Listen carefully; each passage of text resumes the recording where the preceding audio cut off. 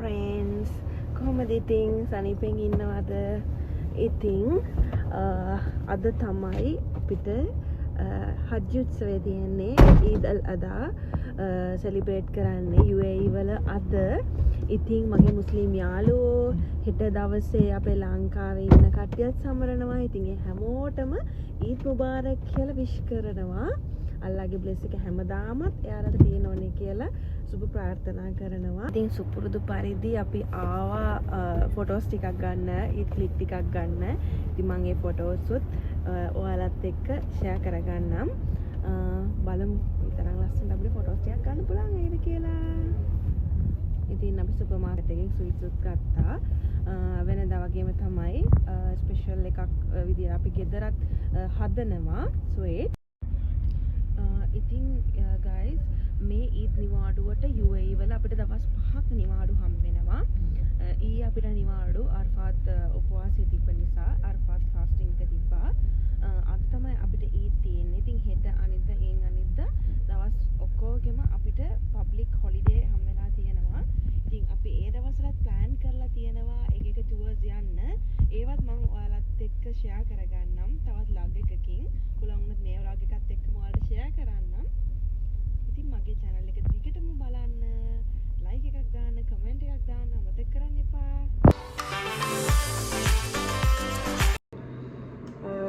මේ පාර මම බිරියානි හදන්නේ මොකද හැමදාම අපිට බිරියානි කාලා දැන් එපා වෙලා තියෙන්නේ. මේ ගොඩක් ඉතින් බිරියානි තියෙන්නේ.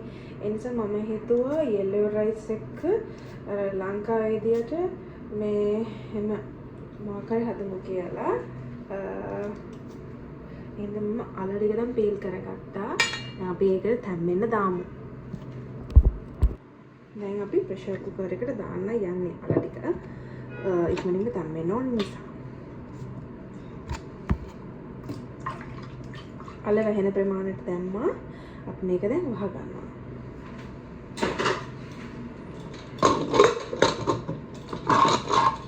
එහෙනම් මම ඒක තැම්බෙනකන් මම ඒකට අවශ්‍ය ටිකයි අල තෙල් දාන්න අවශ්‍ය ටිකයි and මස් හදන්න අවශ්‍ය ටිකයි මම ලෑස්ති කරගන්නවා. දුන්න එහෙම චොප් චොප් කරලා මම හදාගමු. අපි ලුණු කපන්න යන්නේ.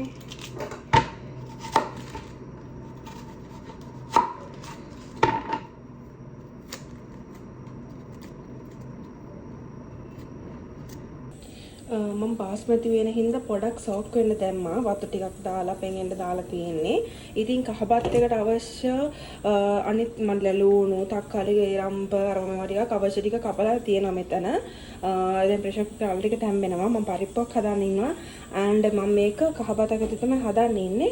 ඉතින් මම මේකට අවශ්‍ය මිශ්‍රණය කියන්නේ මේකට දාන්න ඕන රම්ප කරපිංචේටි මිශ්‍රණය පොඩක් තියෙනවා. ඒක හදලා බත් එක හදා ගන්න ඕනේ.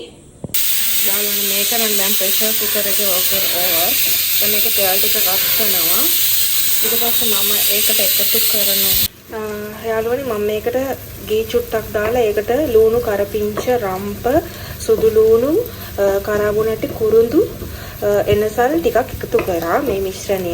දැන් රන්වන් පාඩට මේ ලුණු ටික බැදීගෙන එනකොට මම ඒක බත් එකකට මේ මිශ්‍රණික දානවා.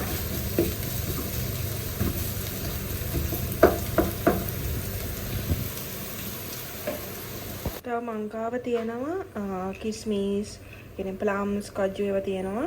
මම ඒවත් මේකට එකතු කර ගන්නවා.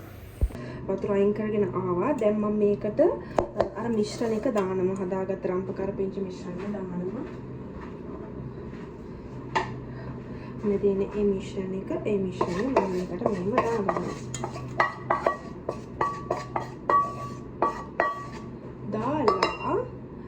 වෙලා ඒකට මම පොල් කිරි ටිකක් ගන්න මේ කප් එකකින් එකක් පොල් කිරි දා ගන්න ඕනේ.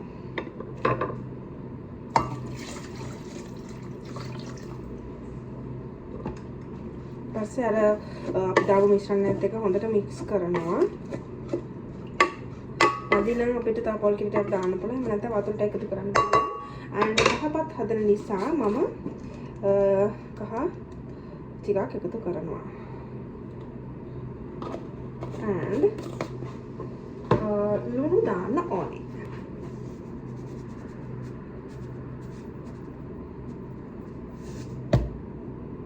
ඉතින් අද මම පරිප්පු හදන්න යන්නේ. අලයට ඉවෙනකම් මම පරිප්පුකට හදලා හදා ගන්නවා. මම දැන් පරිප්පු එක දාලා තියෙන්නේ. කහයි මිරිසුයි දැම්මා. දැන් පරිප්පු ටික තැම්බෙන්න මම වතුර දාලා තියෙන්නේ. කිරි එකත් මම ලෑස්ති කර ගන්නවා. මම මේකට ලුණු මට කපන්න මම ලුණු නෙවෙයි සාමාන්‍යයෙන් දාන්නේ මේකට අනියන් පවුඩර් තමයි දාන්නේ. ඒක ලේසි නිසා නැත්නම් ලුණු කප ඉන්න නිසා මට අර ලුණු රහ එන්න අවශ්‍ය නිසා මම දාන්නේ ඒකට අනියන් පවුඩර්. ඊට පස්සේ කිරි දාන වෙලාවට මම ලුණු දාලා මේවා කරලා ගන්නවා. පන්නතර ඕනම මම රම්ප කැල්ලක් එතකොට කඩපිංච මේක දැන් හිඳනකම් මම පොල් කිරි එක හදාගෙන අල එක බා ගන්නවා. ඉතින් මම අල ටික කපා ගත්තා. ඒක තම්බිලා අවිලා ටික දැන් වගේ පරිප්පු එක දෙනවා. පත් එක නම් මම දාලා ආවා මිශ්‍රණෙත් එක කුකා එකේ. දැන් මම අල තෙල් දාන්න යන්නේ. මේකට මම දැන් තෙල් ටිකක් දාලා ඒකට අබ්බ ටිකක් දැම්මා. ඊට පස්සේ ජින්ජර් ගාලික් පේස්ට් එක දාලා ඉවර වෙලා ඒකට ලුණු දැම්මා, කරපිංචාමු මිරිස්, මාළු මිරිස්, රම්ප ඒවා දැම්මා. ඊට පස්සේ ඒවා බැදීගෙන එනකොට ලුණුයි කෑලි මිරිසුයි දැම්මා.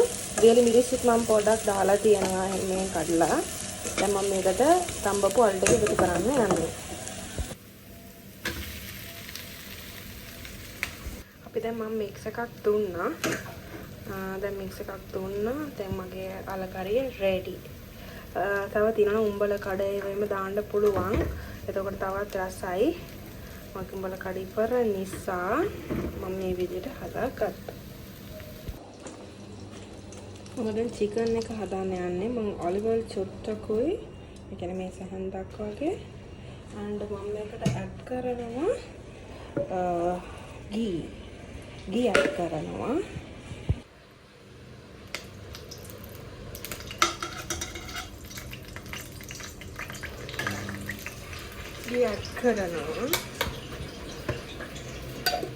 ඊට පස්සේ දැන් මම හොද්දට ටික මෙල්ට් වෙන්න දෙනවා නෙයි එක. ගී එක. ඒත් එක්කම මම දානවා එකට කරද මොංගු එනසාල් ගම්මිරිස් ඇට සහ කරාබනඩි සූදුරු ඒ ටිකක් එක්කම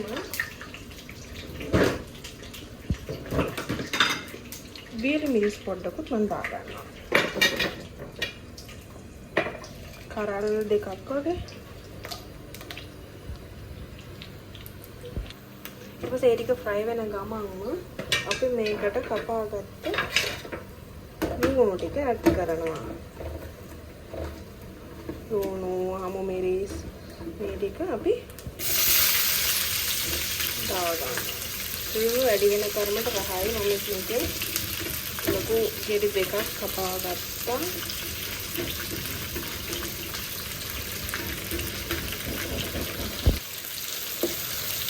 දැන් හොඳට ඒක මික්ස් කරනවා. ඒ ගමන්ම අමු මිරිසුත් මම කරල් දෙකක් තුනක් එකතු කරගන්නවා. මේ කපාගත්ත ඒවා ටිකක් දානවා. දැන් මේ ටික හොඳට ෆ්‍රයි වෙගෙන ඉන්නකොට අපි ජින්ජර් ගාලික් පේස්ට් එක දානවා.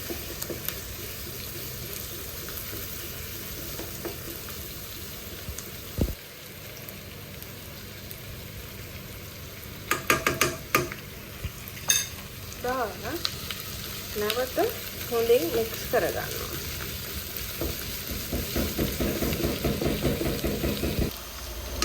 දැන් මේක ටිකක් හොඳට රන්වන් පාටට බැදීගෙන එන නිසා මම මේකට මස් ටික එකතු කරනවා.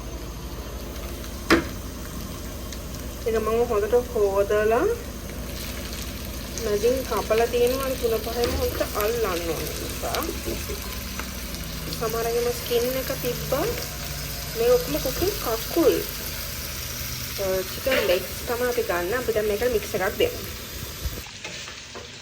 එන නැති ඒකේ තියෙන වතුර එක හොඳට එනවලු.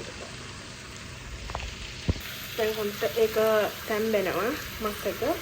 මම දැන් ටොමැටෝ ටිකක් ඇඩ් කරන්න යන්නේ. පොඩියට කපා ගන්න ඕන. ඒ ටික මම මෙන්න දා ගන්නවා.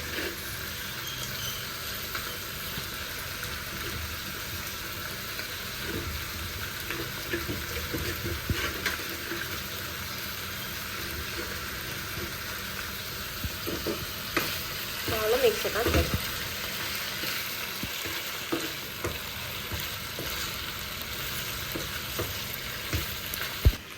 දැන් මම සෝල්ට් දාන්න යන්නේ. මම දැන් ස්පයිස් ඇඩ් කරගන්න යන්නේ මේකට චිකන් එකට.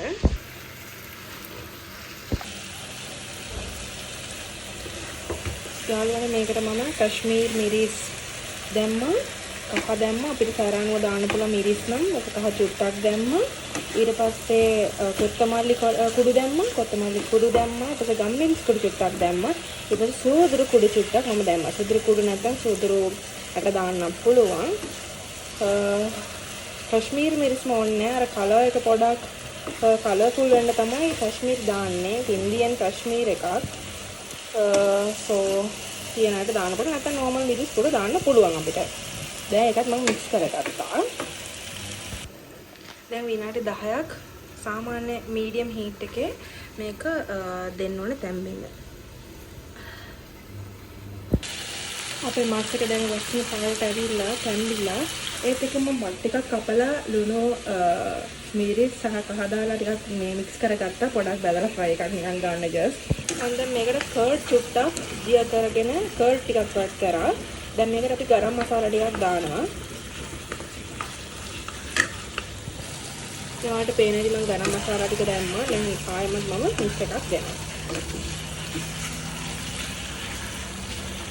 ඊට පස්සේ තියෙන තව ටිකක් මික්ස් කරලා ඉවර වෙලා චිකන් කරි පවුඩර් චුට්ටක් දාලා කොරියන්ඩර් කොත්තමල්ලි කොල්ල ටිකක් දාලා ආයෙ මික්ස් එකක් දීලා පා ගන්න විතරයි.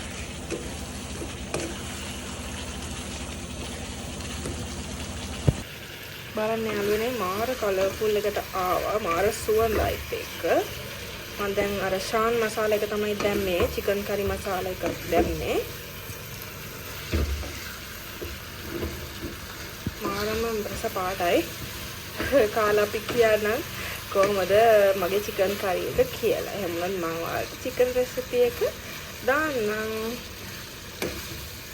මෙන්න මෙහෙමයි මගේ චිකන් එක හදන්නේ.